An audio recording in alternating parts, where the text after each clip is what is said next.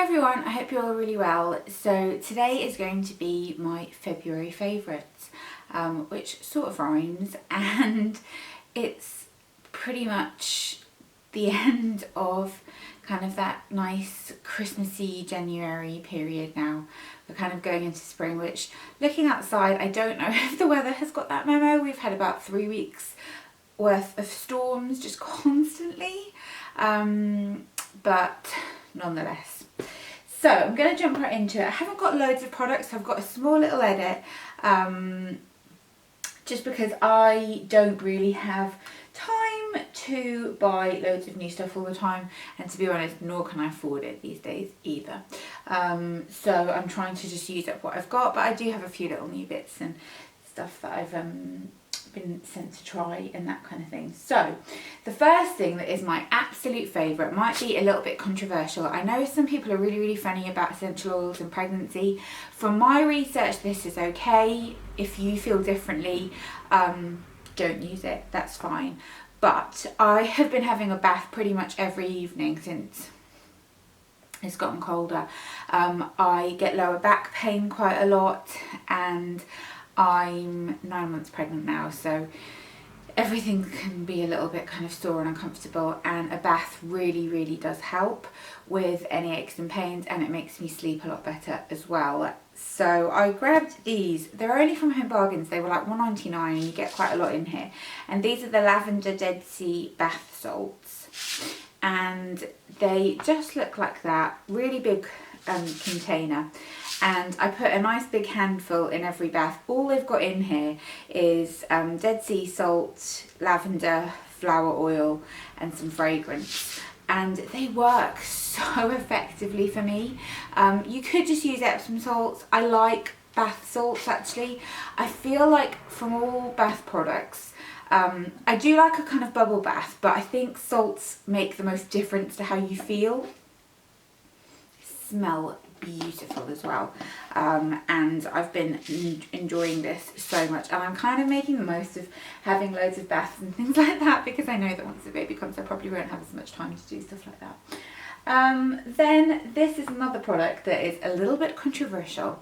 If you don't like it, if you don't like the ingredients, you don't have to use it. I've been using different ones. I was using almond oil, and I'll chop and change, but I got sent a couple of bits from Johnson, and one of them was the baby oil, and I was like, oh, let me just try that, and I've been trying it on my skin, and I do like how it makes my skin feel. I know it's just full of petroleum jelly, but it kind of, I don't know, it's a derivative of petrol, isn't it? It's not the best ingredient wise, but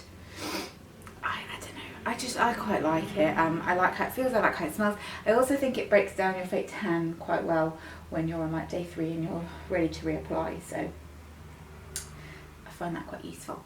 And then this is the Dove Pro Age Body Butter.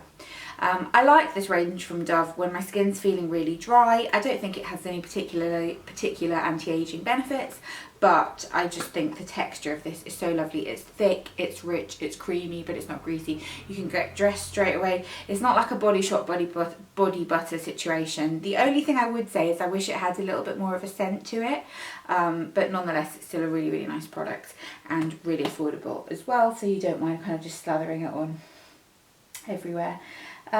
Then for skincare, I've only got one product, and this is the Skin Diva 20% vitamin C and ferulic acid serum. It just looks like that. And I have been using this every morning underneath my sunblock to help avoid getting any pigmentation on my face, which so far I haven't got on any. My skin's been very even. The skin concerns I'm having are that my pores are absolutely ginormous, but at least I'm not getting any more pigmentation than I already have, which is really good, because I was sure that pregnancy was going to make it flare up, and it actually hasn't. So go figure, because everybody says that it does if you're prone to it. Then for makeup, I've got 2 funny kind of items. This one is from Wet n Wild, okay, and Wet n Wild is one of those brands that I actually really like everything that I ever try from them, to be honest. And this is the Walking on Eggshells eyeshadow quad.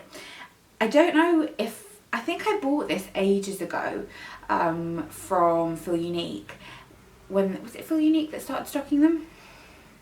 And I've got out recently a few eyeshadow palettes that kind of have pinky tones in them, kind of trying to embrace the kind of spring makeup look, even though it's just laughable with what's going on outside. But anyway, let me just show you what this little quad looks like.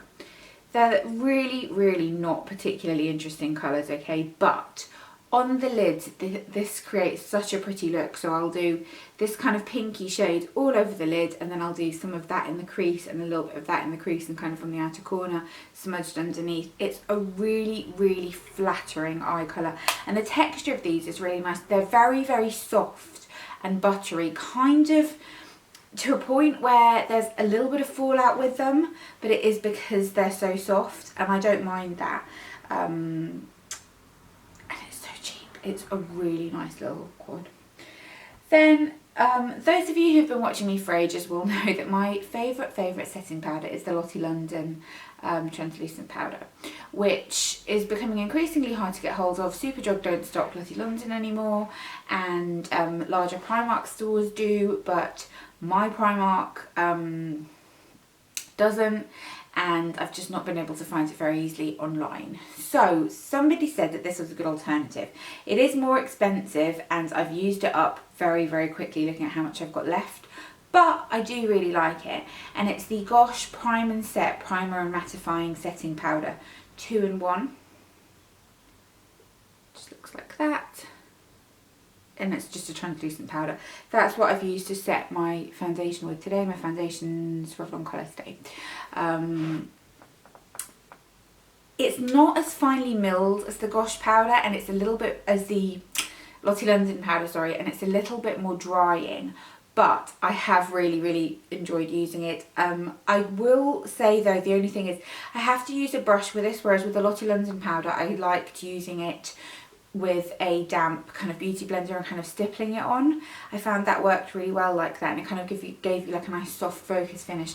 You can't really do that with this, it doesn't quite work in the same way, but it keeps your makeup in place, and it kind of just blurs everything ever so slightly. Sorry.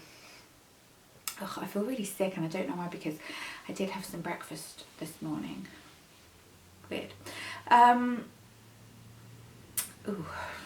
There's so much being sick at the moment. So yeah, in terms of random favourites this month, telly wise, I've got a movie recommendation for you. I watched a movie called Dark Waters. It's with Mark Ruffalo, and it's all to do with Teflon poisoning. It's terrifying, but really, really interesting. And TV wise, I watched The Morning Show, which is Jennifer Aniston, Reese Witherspoon, Steve Carell, and it's basically to do with a TV network not dissimilar to, like, say, This Morning, and some sexual misconduct that's gone on there and how it affects all the characters differently. It is so good. Like, I cannot recommend enough you going to watch The Morning Show. It's just so well put together, so well acted, so well edited, just everything about it is amazing. Jennifer Aniston's fantastic in it. Reese Witherspoon is great in everything, isn't she? And Steve Carell's actually really good in it too, so I really, really recommend that. Let me know if you've got any TV recommendations actually, because I'm looking for something new to watch. But I'm gonna love you and leave you now. It's so weird, okay? I had my hands on my stomach, and I'm so pregnant now that, like, I can feel body parts. If I kind of like go like that, I'm like, I'm pretty sure that that's her back. It's so weird. It's like having an alien. Yeah, but I'm gonna love you and leave you. Let me know what you've enjoyed this month, and I will see you all very soon. Bye.